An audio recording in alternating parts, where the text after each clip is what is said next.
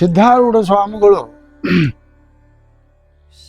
ಭಕ್ತರಿಗೆ ಉಪದೇಶವನ್ನು ಕೊಡ್ತಾ ಇದ್ರು. ಉಪದೇಶ ಸ್ಥಳ ಅಂಥೇಳಿ ನಾವು ಅವ್ರ ಚರಿತ್ರೆಯಲ್ಲಿನೂ ಕಾಣ್ತಿರ್ತೇವೆ. ಈಗ ನಾವು ನಿಂತದ್ದು ಇದು ಪಾಠಶಾಲೆ ಅಂತ ಹೆಸರು. ಅಂದರೆ ಸಿದ್ಧಾರೂಢರ ಉಪದೇಶ ಸ್ಥಾನ ಮತ್ತು ಪಾಠಶಾಲೆ. ಸಿದ್ಧಾರೂಢರು ಇದ್ದ ಕಾಲದಲ್ಲೇ ಸಂಸ್ಕೃತ ಪಾಠಶಾಲೆಯು ಕೂಡ ನಡೆಯಿತು. ಆವಾಗ ವಿದ್ಯಾರ್ಥಿಗಳ ಅಭಾವದಿಂದ ಅದನ್ನು 1924ನೇ ಇಸ್ವಿಯಲ್ಲಿಯೇ ಅದನ್ನು ಬಂದ್ ಮಾಡಲಾಯಿತು. ಆದರೆ ಸಿದ್ಧಾರೂಢರ ಶಾಸ್ತ್ರ ಇವೆಲ್ಲವೂ ಕೂಡ ಇಲ್ಲೇನು ಬಂದಾಗಲಿಲ್ಲ. ಸಿದ್ಧಾರೂಢರ ಹೇಳಿಕೆ ಪ್ರಕಾರ ನೋಡಿದರೆ ಸಿದ್ಧಾರೂಢರು ಹೇಳ್ತಿದ್ರು, ಈ ಪಾಠಶಾಲೆ ಉಪದೇಶ ಸ್ಥಾನ ಅನ್ನೋದಲ್ಲ, ನಾನು ದಿವಸ ಮುಂಜಾನೆ ಒಂದು ಹೊತ್ತು ಇಲ್ಲಿ ಶಾಸ್ತ್ರವನ್ನು ಹೇಳ್ತೇನೆ, ಭಕ್ತರಿಗೂ ಕೂಡ ಇಲ್ಲೇ ಕುಂತು ನಾನು ಉಪದೇಶವನ್ನು ಕೊಡ್ತೇನೆ ಅಂತಂದ್ರು. ಆದರೆ ಉಪದೇಶದೊಳಗೆ ಅವರಿಂದ ಹೇಳಿದ್ದೇನಪ್ಪ ಅಂತಂದ್ರೆ, ಈ ಸ್ಥಳದಲ್ಲಿ ಶಾಸ್ತ್ರ ಪ್ರವಚನ ನಾನು ಇಲ್ಲದೇ ಇದ್ರೂ ಕೂಡ ನಿರಂತರವಾಗಿ ಒಬ್ಬರಿಂದ ಒಬ್ಬರ ನಂತರ, ಅಂದರೆ ನಮ್ಮ ಶಿಷ್ಯ ಮಂಡಳಿಯವರೇ ಯಾರಾದರೂ ಒಬ್ಬರು ಕೂಡ ಇಲ್ಲಿ ಪ್ರತಿನಿತ್ಯ ಶಾಸ್ತ್ರವನ್ನು ನಡೆಸ್ಕೊಂಡು ಹೋಗ್ತಾರೆ. ಆ ಮಾತು ಇಂದಿಗೂ ಕೂಡ ನಿಜವಾಗಿದೆ.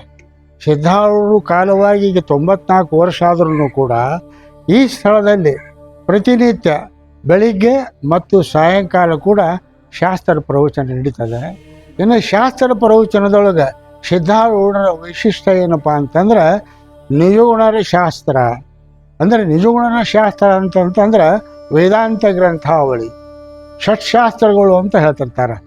ಇವು ಮೂಲತಃ ಸಂಸ್ಕೃತದಲ್ಲಿದ್ದರೂ ಕೂಡ ನಿಜಗುಣ ಶಿವಯೋಗಿಗಳು ಇವುಗಳನ್ನು ಕನ್ನಡದಲ್ಲಿ ಅನುವಾದ ಮಾಡಿ ಕೈವಲ್ಯ ಪದ್ಧತಿ, ಪರಮಾನುಭವ ಬೋಧೆ, ಅನುಭವ ಸಾರ, ಪಾರಮಾರ್ಥ ಗೀತೆ ಹಾಗೂ ವಿವೇಕ ಚಿಂತಾಮಣಿ ಎಂಬ ಗ್ರಂಥಗಳನ್ನು ಕ್ರೋಢೀಕರಿಸಿದರು.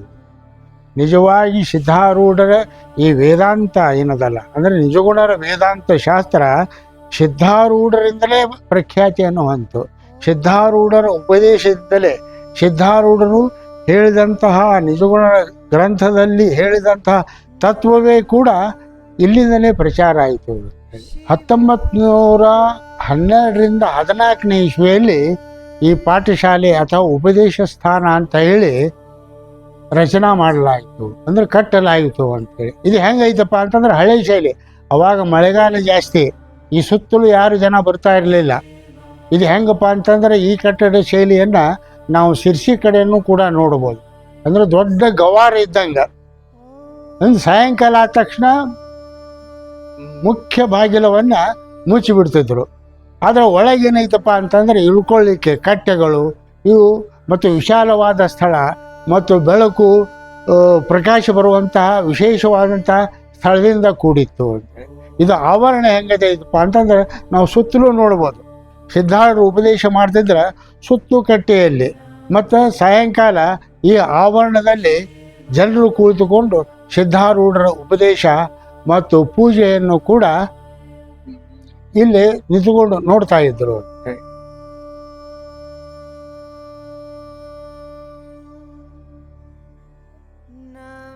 ಸಿದ್ಧಾರೂಢರಿದ್ದಾಗಲೇ ಚರಿತ್ರೆಗಳು, ಅಂದರೆ ಸಿದ್ಧಾರೂಢರ ಚರಿತ್ರೆಗಳು ರಚನೆಯಾದವು. ಪ್ರಥಮತಃ ರಚನೆಯಾಗಿದ್ದು ಕಬೀರದಾಸರಿಂದ.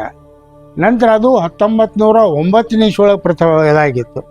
ನಂತರ 1924ರಲ್ಲಿ 2 ಚರಿತ್ರೆಗಳು ರಚನೆ ಆದವು. ಒಬ್ಬರು ಬಸವಂತಾಚಾರ್ಯರನ್ನು ಕೂಡ ರಚನೆ ಮಾಡಿದರು. 1922ರಲ್ಲಿ ಶಿವರಾಮಚಂದ್ರಗಿರಿಯವರು ಕೂಡ ಸಿದ್ಧಾರೂಢದ್ದನ್ನು ಪ್ರಥಮತಃ ಮರಾಠಿಯಲ್ಲಿ ಕೂಡ 56 ಅಧ್ಯಾಯಗಳಿಂದ ಕೂಡಿದಂಥ ಗ್ರಂಥವನ್ನು ರಚನೆ ಮಾಡಿದರು.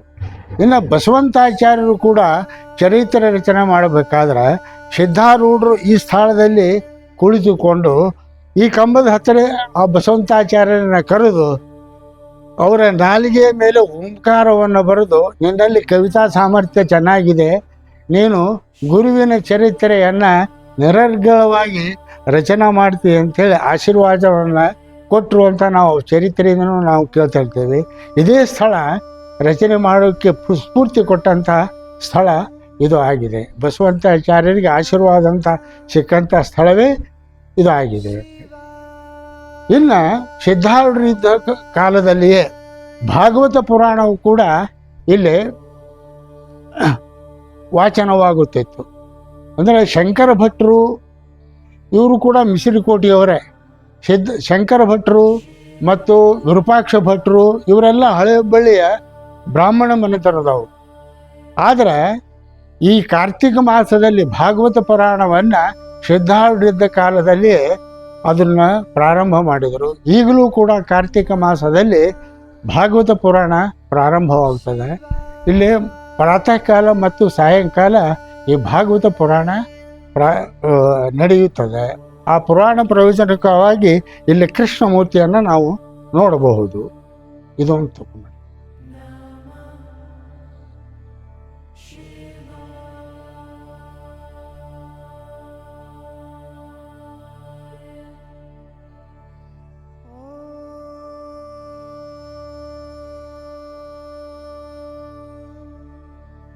ಸಿದ್ಧಾರೂಢರ ಶಿಷ್ಯ ಸಮುದಾಯದಲ್ಲಿ ಮೊದಲನೇ ಶಿಷ್ಯರು ಯಾರು ಅಂತಂದ್ರೆ ಕಬೀರದಾಸರು ಅಂತ ನಾವು ಚರಿತ್ರೆಯಿಂದ ನಾವು ಕೇಳಿ ಬರುತ್ತೇವೆ.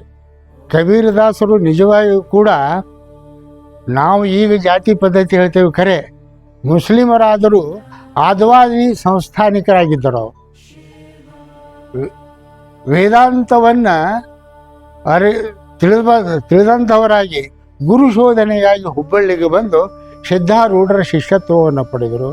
ಅವರು ಅದ್ವೈತದಲ್ಲಿಯೂ ಕೂಡ ಸಿದ್ಧಾರೂಢರಿಂದ ಅನುಗ್ರಹ ಪಡೆದು ಶಾಸ್ತ್ರವನ್ನು ಕರಗತ ಮಾಡಿಕೊಂಡರು.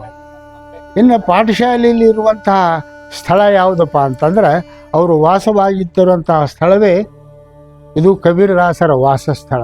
ಇದು ಪಾಠಶಾಲೆಯ ಸಿದ್ಧಾರೂಢರ ಉಪದೇಶ ಸ್ಥಾನದ ಬಲಭಾಗದಲ್ಲಿಯೇ ಇದೆ. ಈ ಪಾಠಶಾಲೆ ಆವರಣ ಕೇವಲ ಏನಪ್ಪ ಆಯ್ತಂತಂದ್ರೆ ಈಗ ನಾವು ನೋಡ್ತಿರ್ತೇವಲ್ಲ, ಈ ಬಯಲು ಇದ್ರೂ ಕೂಡ ಈಗ ಅದರ ಪಕ್ಕದಲ್ಲಿ ಆ ಬಯಲಿನ ಪಕ್ಕದ ಆವರಣದ ಮೇಲೆ ರೂಮ್ಗಳನ್ನು ಕಟ್ಟಿದ್ದಾರೆ. ಆದರೆ ಒರಿಜಿನಲ್ ಈ ಆವರಣದ 4 ರೂಮ್ ಇದ್ದು ಈಗಾಗಲೇ ನಾವು ತೋರಿಸಿದ್ವಿ. ಮೊದಲನೇ ಬಲಭಾಗದಲ್ಲಿ ಕಬೀರದಾಸ್ ಇದ್ದರು, ಎಡಭಾಗದಲ್ಲಿ ರಾಮಾನಂದ ಸ್ವಾಮಿಗಳು ಅಂತ ಇದ್ದರು. ಇನ್ನು ಈ ಕಡೆ ಮುಂದಿನ ಪೂರ್ವ ಭಾಗದ ಕೊನೆಯಲ್ಲಿ ಶಂಭುಲಿಂಗ ಸ್ವಾಮಿಗಳು ಅಂತ ಇದ್ದರು. ಇನ್ನು ಈ ಪೂರ್ವ ಭಾಗದ ಮುಂಭಾಗದಲ್ಲಿ ಶಿವಪುತ್ರ ಸ್ವಾಮಿಗಳು ಕೂಡ ಆ ರೂಮಿನಲ್ಲಿ ವಾಸವಾಗಿದ್ದರು.